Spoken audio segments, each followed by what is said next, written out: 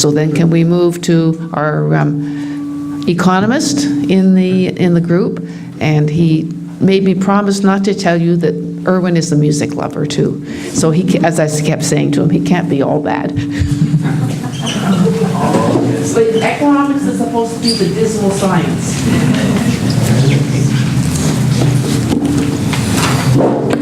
Thank you, Iola. I timed my presentation to 15 minutes, and Nick has already covered some of it, so I'll be able to go through it even faster. But obviously, my talk is it will require you to shift gears, because you've been hearing from biologists and ecologists. I'm just a policy analyst, and that's what I'm going to talk about. What are the provincial and city policies on natural linkages?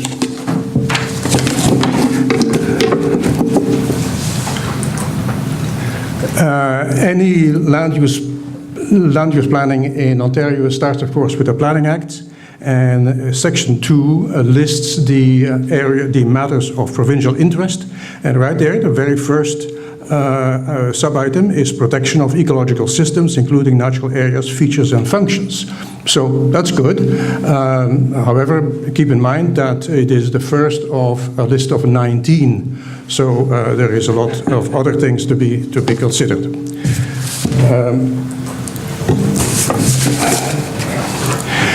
We get a bit more guidance when we look at the provincial policy statement, which is issued under the authority of the Planning Act, and particularly Section 2.1, which deals with natural heritage. Policy 2.12 is what I would call the sort of the basis, the foundation of what needs to be protected under Ontario policy. So it talks about natural heritage systems. It talks about linkages between and among natural heritage features and areas. By the way, most of you know perhaps that the province has come out with a draft of a revised provincial policy statement last September, and this particular wording is not changed in this new proposal, which I expect to come out very shortly, now that we are not going to have an early provincial election. So these terms, natural heritage features and areas, and the systems is defined. We don't find anything specific in terms of linkages in this definition of features and areas. But when we go to the definition of systems, then we see clearly that the importance of linkages by natural corridors is clearly identified.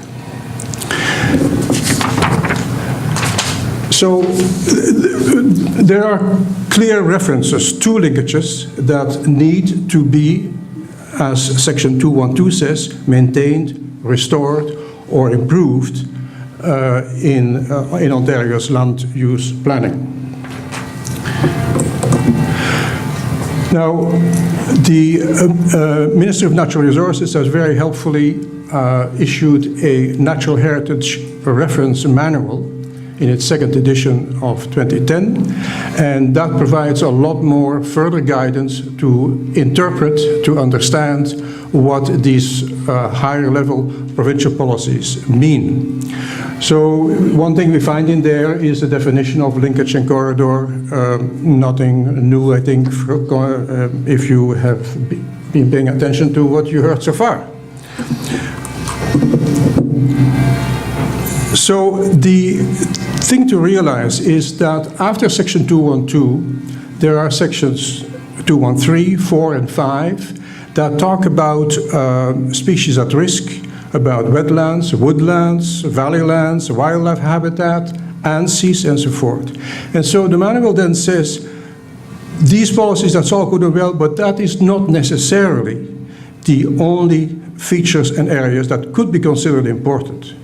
In other words, the manual states very clearly it allows for significance at various scales. And quite specifically, a few pages further down in the manual, it says explicitly that linkages that are ecologically functional should be incorporated in the natural heritage system.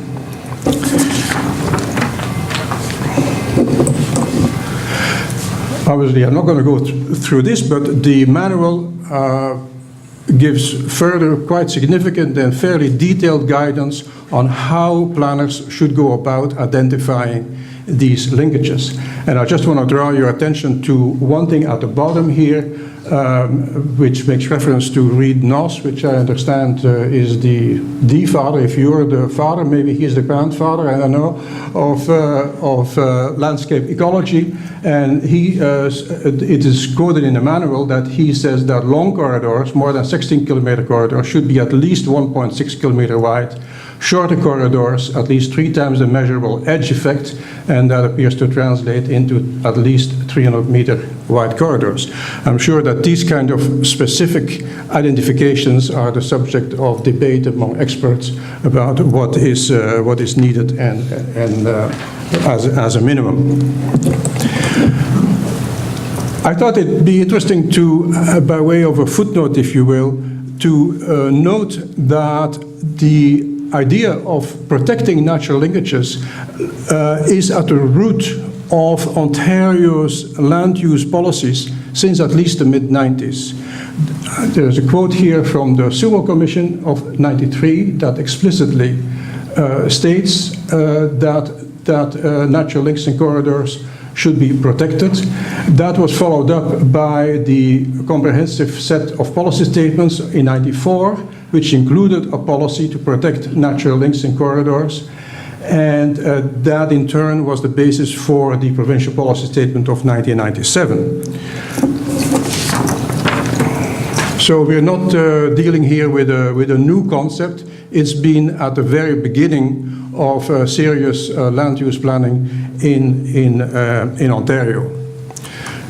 Now, moving to the City of Ottawa, the 2009 official plan, which has been amended not only as a result of a long series of OMB hearings, but even more recently, as Nick already indicated, these L1, L2, and L3 schedules, which are an overlay of the natural heritage system of Ottawa that has become effective in November of last year. So this is perhaps the most significant amendment to the official plan that came about as a result of the 2009 plan is in section 242, which defines the natural heritage system for Ottawa. And you see there is lots of supportive language here about recognizing linkages between and among natural heritage features, etc., etc. So, I can go over this quickly because you saw already in Nick's presentation the policy number 1 has then a list A through L of the various components of the Ottawa's natural heritage system, and subsection J here talks about these forest remnants that are identified and that could be linkages between significant features defined in the other sections, but that not by themselves may meet the criteria of significance, but they become significant because of their linkage function. Now, what I'm trying to emphasize here is, if you will, the most difficult case for protection of natural linkages.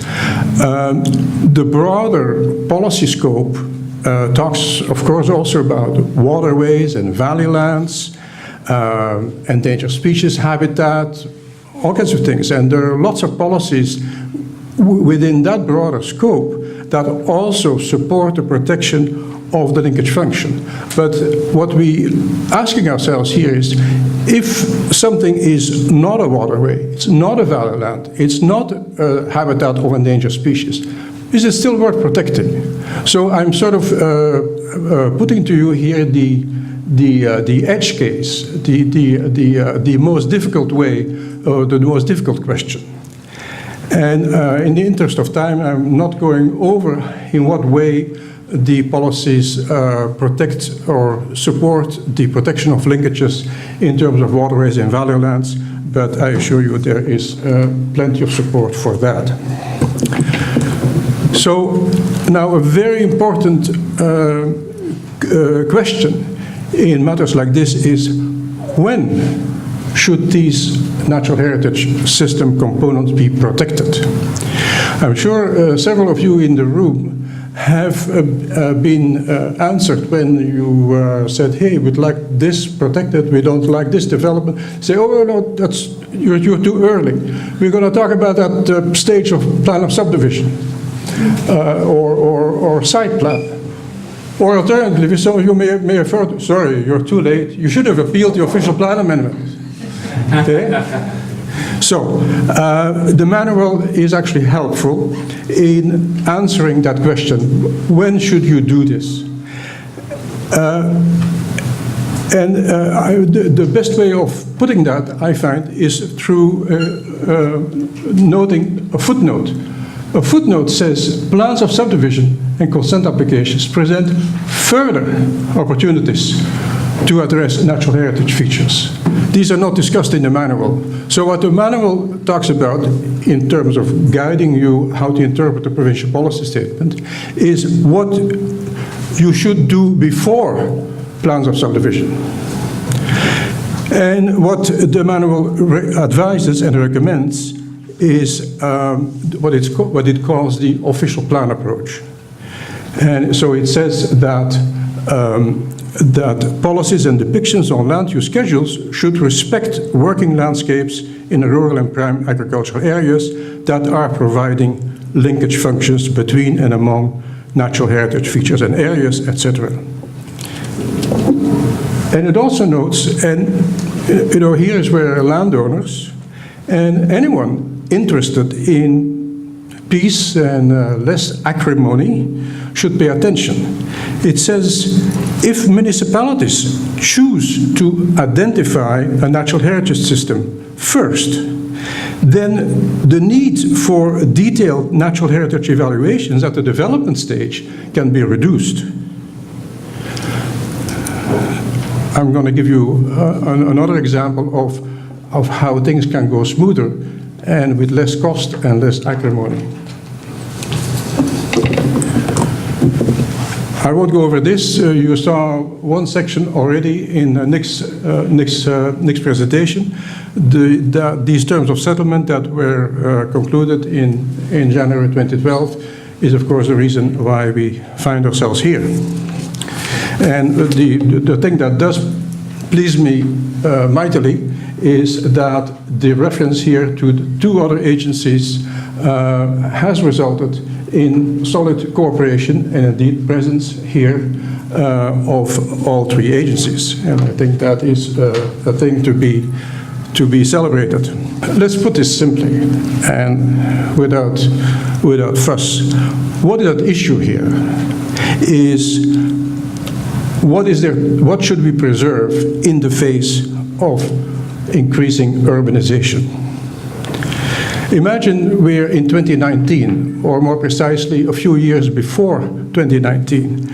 Just like in the period 2007-2009, expansion of the urban boundary will most likely again be on the agenda. And so what we're doing here really is preparing the ground. We're trying to set the rules. And the manual gives some advice on how the natural heritage system should be handled in what it calls designated growth areas. And it says that as part of a comprehensive planning process, it is recommended that a preliminary natural heritage system be identified before any other planning interests are considered. And try to determine, as a first order of business, what the best way is of connecting them.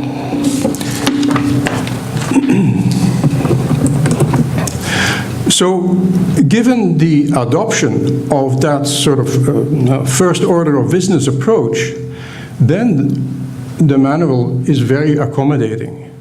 And I refer specifically to footnote 15, which says that, in these designated growth areas, the final version of the natural heritage system component could be reduced. For instance, corridors and linkages could be narrowed from the preliminary system to accommodate other planning interests.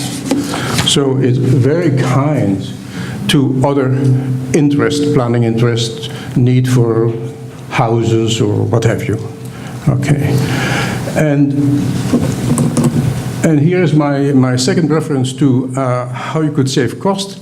The manual goes further and says, look, if you include adjacent areas in your preliminary identification, if you put the adjacent areas aside as well, then, and this is so important for both community activists as well as for landowners, land developers, the municipality will provide greater certainty. It will provide greater certainty about the extent of developable land earlier in the planning process. And if those areas are already set aside from the start, then the developer doesn't have to do an EIS because it's already set aside. Okay, so I think this is a very wise counsel, and we'll have to see, I guess, whether all the parties will agree to that, because it would save everybody a lot of effort and a lot of money. So I'm going to leave you in terms of how this goes forward in the context of the official plan review with a couple of questions. One is, is it enough to identify natural linkages in those schedules L1, L2, and L3 that Nick showed you earlier? Just to be clear, what these linkages, these green blobs on the L1 and L2 and L3 do is they provide a trigger for a development proposal to have the requirement for a environmental impact statement. So the question is that good enough? And I got a little worried when I saw or maybe I misunderstood, in one of Nick's images, there were a few black patches. He said, well, we're going to propose to put that in L1, L2. I saw all those beautiful red corridors. That's what I'd like to see in L1 and L2 and L3, but so I hope I misunderstood. So alternatively, if you think that is not good enough, perhaps certain linkages that are truly critical for the connectivity of our natural heritage system in the Ottawa area here, perhaps some of those should receive their protective designation rather than just be a trigger. Maybe it should be a natural environment area, maybe it should be a rural or urban natural feature, or major open space, or Greenbelt rural, or, why not, its own designation as a linkage. I understand that in earlier plans there was such a name. There were certain lands where designated linkage, and that might not be a bad idea. Final point is rather technical, but it is important. There is an appendix to the official plan. When this was before the municipal board, I pleaded with the board and the city to not include this as part of the official plan, but they wouldn't listen. So it's part of the official plan. Well, clearly that appendix is not sufficient in identifying natural linkages. There is in fact no reference to it whatsoever, and so I'm afraid that we will have to insist on an official plan amendment to make those, to see that that is formulated better, because that is going to be the manual for 2019. And so with that, I thank you.